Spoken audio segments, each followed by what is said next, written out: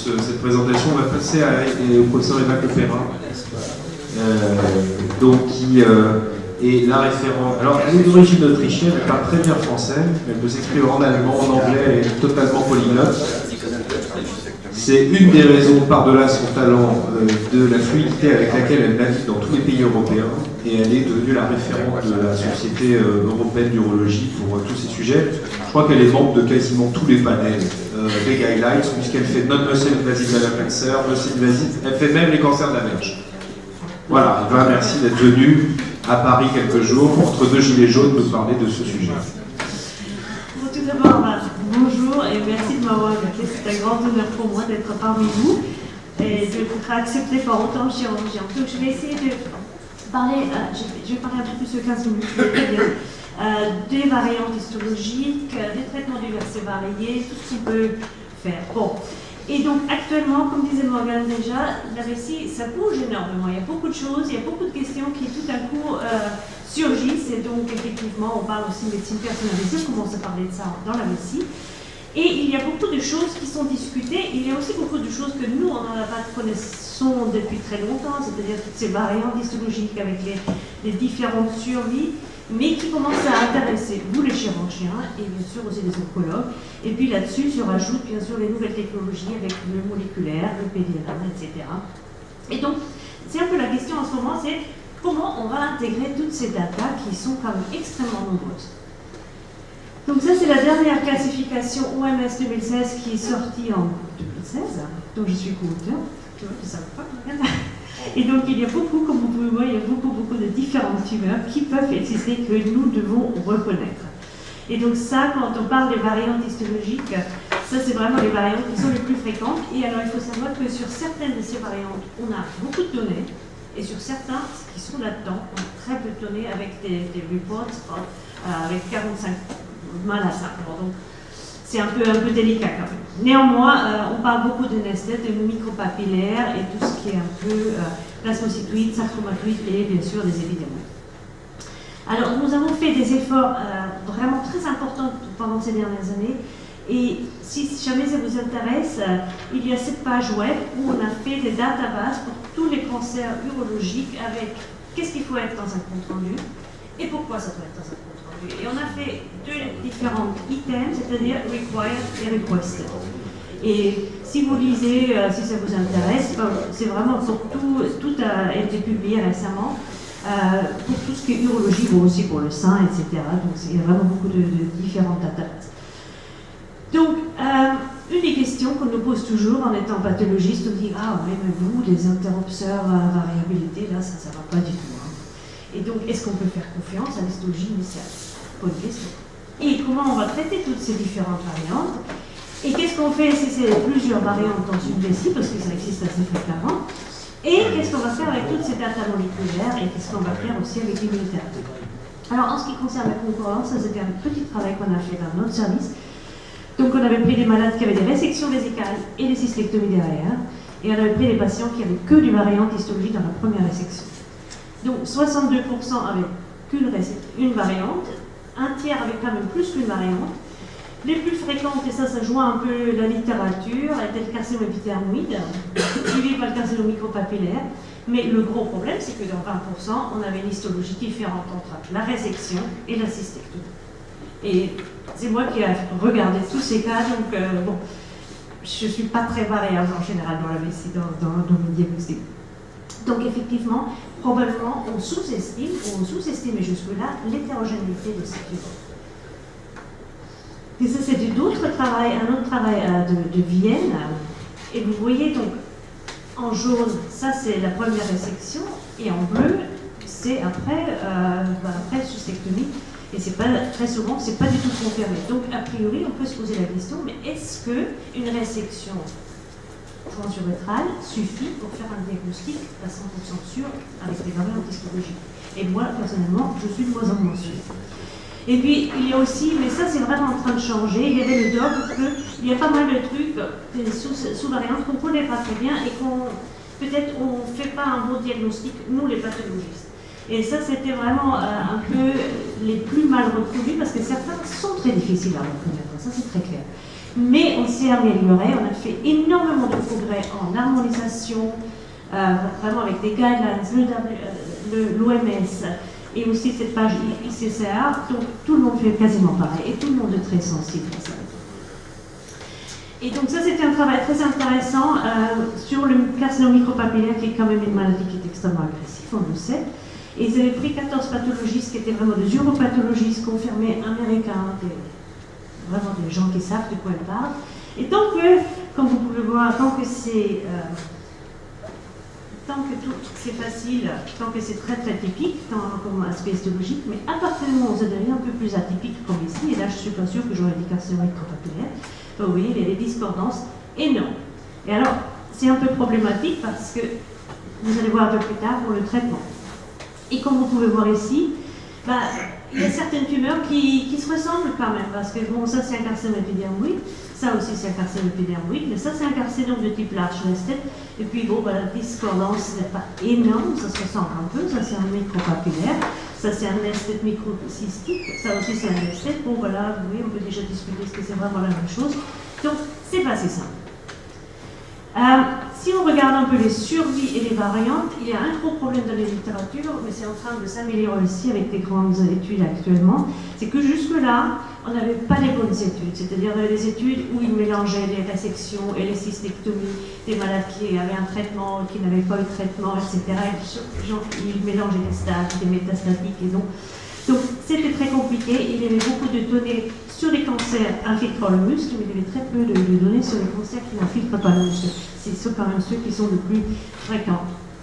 Et donc quand on regarde ici, par exemple, vous voyez que si vous n'avez pas de variante, donc c'était celui-là en bleu, a priori ils s'en sortent beaucoup mieux que les plasmocytoïdes, pour ceux on sait qui sont dramatiques, et puis deux autres, mais aussi ceux qui sont épidermoïdes. Donc on peut se dire que probablement le carcinome épidermoïde et sarcomatoïde n'est pas si grave parce qu'ils sont par ici. Le plasmocytoïde c'est une catastrophe. Et puis si vous n'avez pas de variante, c'est probablement la meilleure chose entre guillemets qui peut vous arriver. Bon, il y avait d'autres études qui pouvaient montrer à peu près la même chose. Donc si vous avez un carcinome urothélial vraiment pur, vous avez moins de risque de récurrence, moins de risque de cancer spécifique, meilleur cancer spécifique survival, et vous avez une meilleure survie à long terme.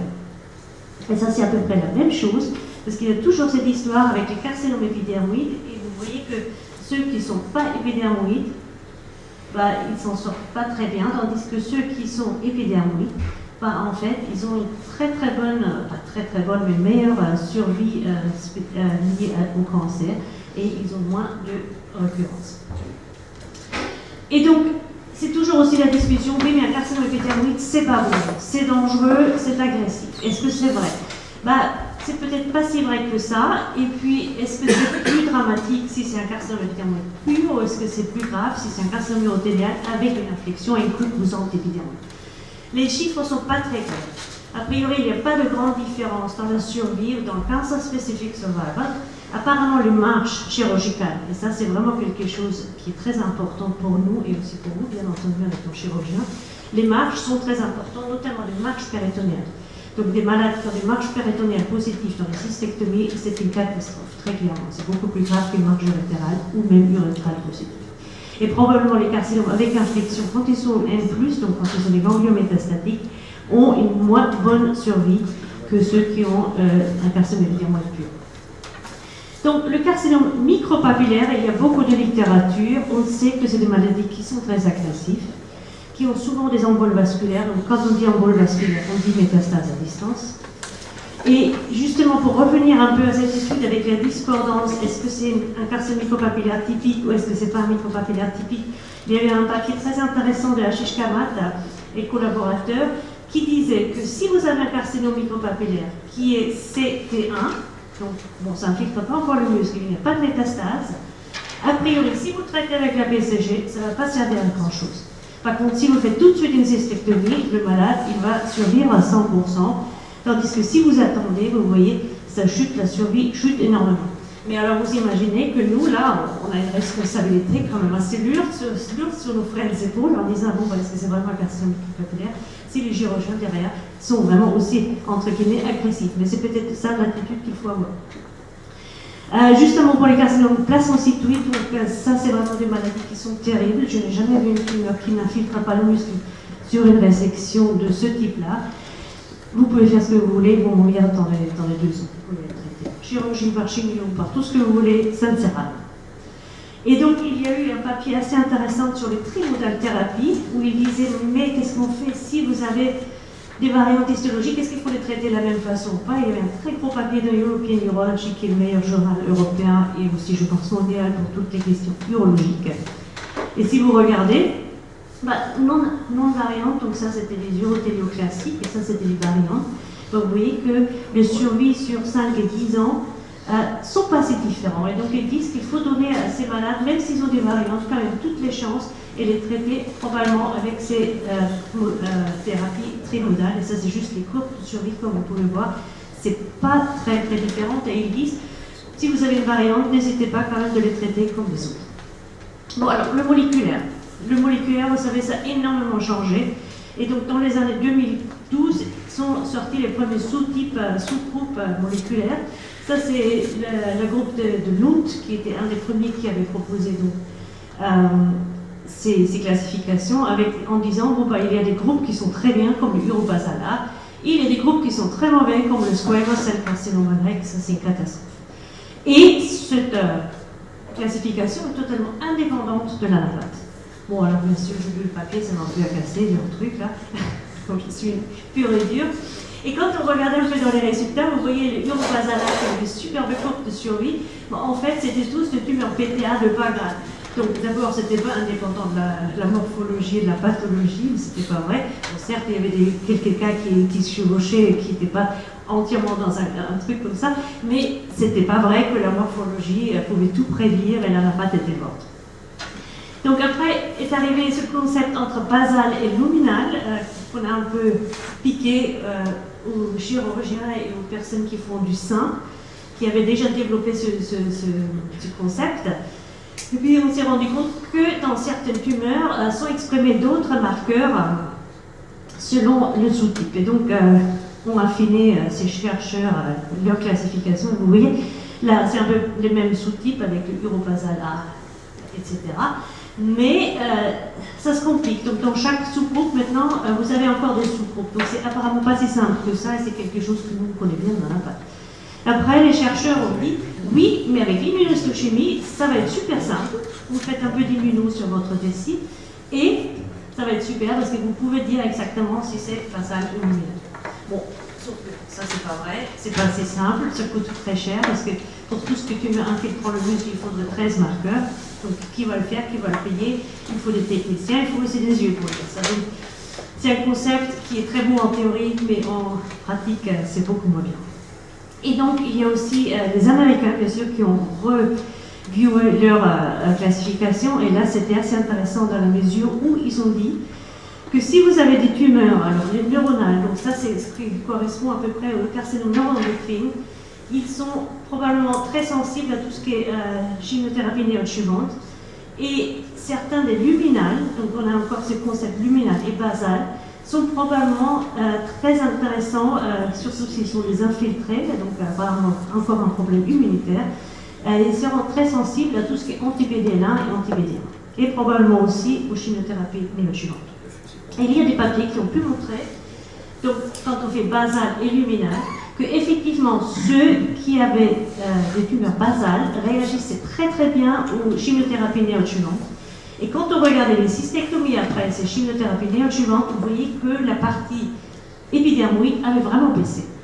Néanmoins, ceux qui sont luminales ont, si vous faites une chimiothérapie néoadjuvante ou pas, meilleur pronostic quoi qu'il arrive. Et ça, c'était un papier récent, très récent, qui voulait montrer qui voulait grouper aussi bien les variantes et le moléculaire. Et vous voyez, donc le carcinome urothélial conventionnel, bon, il y a beaucoup de urothélial light, mais il y a aussi un peu de basal, donc ceux qui sont quand même méchants. Alors, dans les épidermoïdes, a priori, on est très très bon en anapath parce qu'on le reconnaît facilement, mais tous ne sont pas, une fois de plus, basalmique. Donc, vous voyez, il y a toujours des mélanges, et donc c'est jamais noir et blanc, il y a beaucoup de zones, un peu d'ombre. Donc ça rend les choses, bien sûr, un peu difficiles pour le traitement. Et puis il y a aussi le problème, bien sûr, comme dans d'autres tumeurs, de cette hétérogénéité tumorale. Et là, c'est juste pour vous montrer un travail très récent aussi. Donc c'était une cystectomie avec de nombreuses tumeurs. Donc la tumeur infiltrante, c'est celle-là. Donc vous voyez, il y a énormément de mutations, évidemment. Et puis les autres tumeurs qui n'infiltrent pas ont moins de mutations, mais qui n'ont pas du tout les mêmes. Par contre, ce qui était intéressant, que ça, c'est le tissu sain. Et vous voyez en partie exactement les mêmes mutations déjà à distance que dans la tumeur. Donc ça, c'est la première chose. La deuxième chose, qu'on peut aussi trouver des mélanges de tumeurs. Donc les non-infiltrantes, vous voyez, les PTA étaient tous luminales, tandis que les infiltrantes étaient basales. Alors, qu'est-ce qu'on fait avec des vessies comme ça? Qu'est-ce qu'on fait avec des maladies comme ça qui ont de différentes tumeurs, avec des mutations diverses et variées? Et où ça se complique complètement, ça devient vraiment très difficile, c'est quand vous avez un cancer qui a des métastases. Donc vous voyez ici en rouge la tumeur initiale, et quand vous les traitez, donc quand ça se métastase, ben vous voyez, il y a des discordances énormes. Donc ici, par exemple, la première tumeur, bon, bah écoutez, ok, il y a des mutations, mais quand on regarde la métastase ganglionnaire déjà, bon, ça change un peu, et quand on regarde la métastase à distance, dans le poumon, ben, ça n'a rien à voir avec la tumeur initiale. Donc qu'est-ce qu'on fait avec ces malades-là? Comment on va les traiter? Moi, je suis heureusement pathologiste. Néanmoins, donc, c'est juste pour vous montrer qu'entre les tumeurs infiltrant le muscle et non infiltrant le muscle, il y a déjà des discordances énormes entre le bas grade et le haut grade. Ce n'est pas la même maladie. Et après, on a toutes ces tumeurs infiltrant le muscle, alors là, ça devient encore autre chose, et les métastases, c'est encore autre chose. Et alors, juste un mot pour les checkpoint inhibitors. Donc, le premier papier, je crois, ça date de 2012. Donc, Tom Powles qui découvre qu'effectivement, si vous avez une expression de PD-L1 ou PD-1 dans la vessie, dans la tumeur, ces malades, on peut les traiter avec les anti-PD-L1. Bon, vous savez que c'est actuellement recommandé pour le stade métastatique en progression, après la chimiothérapie à cisplatin, ainsi que pour les stades métastatiques, si les malades ne peuvent pas recevoir la cisplatin. Et il faudrait faire en principe un score. Donc nous, on fait l'immuno sur la tumeur ou sur le tissu adjacent, et on vous dit, selon le score, si oui ou non, vous pouvez traiter le malade. Donc ça, c'est juste pour vous montrer la vraie vie. Donc, vraiment évaluer le score, c'est pas si simple, parce que dans les papiers, c'est toujours magnifique, vous avez un marquage royal avec des membranes cellulaires, on le voit super bien. Là, on le voit aussi, mais il ne faut pas considérer, par exemple, les cellules quand il y a un marquage cytoplasmique. Il faut surtout dans la laisser faire énormément attention, parce qu'on a des artefacts, et là où les artefacts d'électrocoagulation ont lieu, on a souvent un marquage, donc il ne faut pas prendre ça en compte, et là, il faut vraiment être super vigilant, parce que c'est dit nulle part. Et le deuxième gros problème jusque-là, c'était que chaque chimiothérapie avait ces cellules qu'il fallait évaluer, donc soit des cellules tumorales, soit des cellules immunitaires, avec des cut-offs divers et variés, et selon on pouvait traiter oui ou non avec telle et telle chimiothérapie, ou checkpoint inhibitor. Et donc on avait plein d'anticorps, et chaque branche avait été équipée d'ACO, tout le monde avait vraiment, avant avait tous développé leurs marqueurs. Et puis finalement, on s'est rendu compte que probablement tous ces marqueurs sont ont plus ou moins le même marquage. On va regarder ces trois-là, ça se ressemble, sauf le SP142, parce que celui-là, il est censé marquer les cellules immunitaires et pas les cellules tumorales. Et donc ça, c'est juste pour vous montrer, ça c'est la même vessie, et a priori, on a des marquages très très différents. Et donc après, il y a des pathologistes qui se sont amusés à regarder si oui ou non c'est vrai que les marquages sont plus ou moins pareils, et effectivement, on a pu voir que certains marqueurs sont extrêmement proches, et d'autres sont un peu moins proches les uns des autres. Et quand vous regardez par exemple ici, vous voyez, quand on les superpose, ils sont relativement proches. Et bien, donc, partie après très intéressante, parce qu'eux, ils ont comparé le marquage immunohistogénique avec l'ARN, et ils ont pu montrer qu'il y avait une excellente concordance entre l'immunohistochimie et l'ARN. Et donc, bon, maintenant on fait quoi? Parce qu'il y avait donc des études avec la Pembro, par exemple, où il faut vraiment faire un score à PDL1 en immunohistochimie avec un cut-off qui s'appelle le CPS, donc le Combined Positive Score, qui est un peu compliqué de s'y fait. Il y a des choses qui sont vraiment dans les starting blocks, donc le durvalumab, avec un autre marquage, une fois de plus, avec un cut-off de 25%. Et donc vous voyez un peu les marquages aussi. Donc là, il faut vraiment à chaque fois regarder parce que ça, c'est la tumeur, ça, c'est les cellules immunitaires entre. Donc il faut vraiment prendre les deux en compte. Donc tout ça pour vous dire, est-ce que ça marche, tous ces marquages, ces immunomarquages, qu'est-ce qu'on peut nous faire en anapathe? Je pense qu'il faut faire une très bonne sélection des patients. Il faut que vraiment qu'on parle à nos cliniciens. Il faut faire un compte rendu anapathe extrêmement précis. Il faut à mon avis combiner le moléculaire certes, mais aussi probablement tout ce qui est PDLA et surtout la morphologie, parce que je suis une vraie anapathe. Et puis je pense qu'il y a des concepts qui évoluent très très vite en ce moment. Il faut vraiment, ça part dans tous les sens, donc il faut vraiment se concentrer sur l'essentiel. Merci. Merci Eva, c'était à la fois bien sûr très brillant comme d'habitude et puis aussi extrêmement troublant. Et donc, moi je voudrais quand même que vous essayiez de me répondre à une question. Vous nous avez montré l'extraordinaire hétérogénéité de ces tumeurs que grosso modo on traite à peu près de la même façon qu'il s'agit de Ducron, de Durand, de Duval ou de Dubois. Et moi ça m'évoque un truc immédiatement, c'est est-ce qu'elles ne sont pas aussi différentes que nous le sommes les uns des autres. Et donc, il faudrait qu'on se penche sur ce sujet-là, et que, mais vous avez peut-être la réponse, et qu'on s'interroge un tout petit peu moins sur la tumeur uniquement, mais aussi sur la tumeur et son environnement, c'est-à-dire sur l'hôte. Et finalement, c'est très surprenant, parce que vous avez montré qu'il y avait, à partir d'un oncogène qui est souvent le tabac, mais qui peut être autre chose de temps en temps, mais prenons le tabac simplement, oublions les épidermoïdes un instant, parce que ça c'est souvent un contexte différent, c'est neurologique, mais est-ce que c'est pas juste le reflet de notre hétérogénéité à nous? C'était une très bonne question, comme d'habitude. Je pense que c'est extrêmement haut dépendant dans la mesure où l'immunité joue un rôle, à mon avis, très important qu'on ne connaît pas encore entièrement et on n'a pas tout encore compris. C'est un peu ça le problème, parce qu'on n'a même pas compris très bien comment marche ce entre nous.